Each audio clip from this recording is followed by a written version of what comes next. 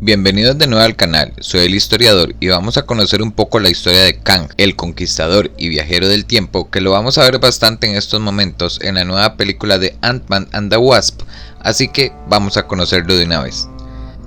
Nacido en el año 3000 de una línea temporal alternativa, Nathaniel Richards, descendiente del padre de Mr. Fantástico, que llevaba su mismo nombre, y descubrió la tecnología del viaje en el tiempo que le permitía desplazarse a cualquier lugar que deseara, pero existe el rumor de que también es descendiente del Doctor Doom, o podría ser que ambos son la misma persona.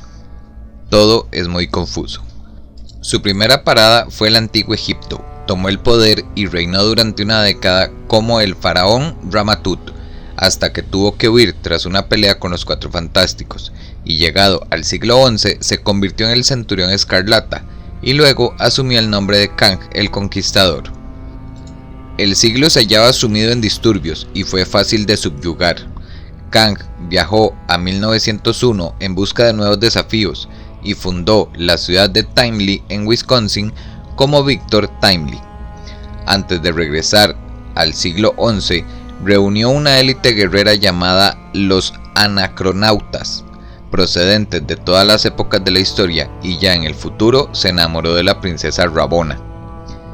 Esta murió durante una revuelta de las tropas de Kang, y él intentó convertirse en consorte de la Madonna Celestial, más conocida como Mantis, matando en el proceso a Swordman, el original, pero su plan fracasó. Una versión futura de Kang, llamada a sí mismo Immortus, trató de frustrar los agresivos planes de su yo más joven, pero Kang no podía ser contenido y reunió a la Legión de los No Vivos originales. Reunió a sus versiones de distintos flujos temporales y formó el Consejo de Kangs, que juntos mataron a los duplicados considerados indignos hasta que solo quedó el Kang principal, que se unió a la Libra, la Inteligencia Suprema y a los Vengadores para evitar que Immortus y los Guardianes del Tiempo erradicaran una multitud de realidades alternativas. El joven Vengador Iron Lad resultó ser un Kang adolescente y luchó por separarse de su yo del futuro. Tras la destrucción de Attilan, Black Bolt dio a su hijo Ahura a Kang para que lo criara, a fin de que ellos salvaran a Ahura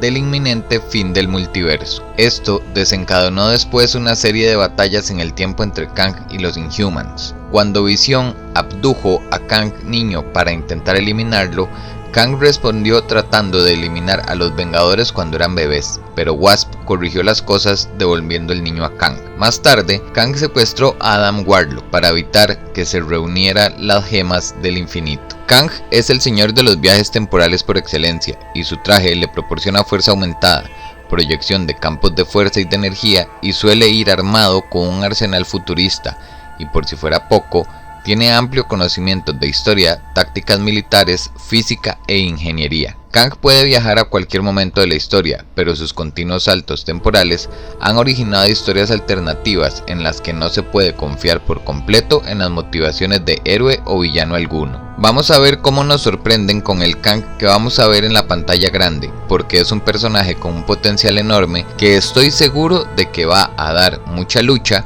a muchos superhéroes porque su poder no tiene límites. Espero les haya gustado esta historia, déjame en los comentarios qué te ha parecido y nos vemos muy pronto con otra historia interesante de la vida de nuestros héroes y villanos favoritos del mundo Marvel.